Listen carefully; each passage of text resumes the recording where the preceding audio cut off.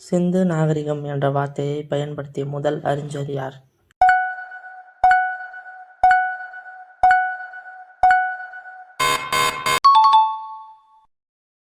சிந்து சமவெளி மக்கள் எந்த நாடுகளுடன் வணிக தொடர்பு கொண்டிருந்தார்கள்?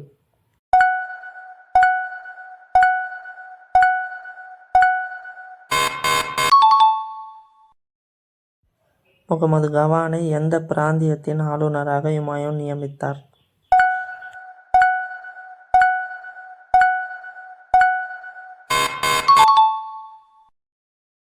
மாவல் என்பதன் பொருள் என்ன?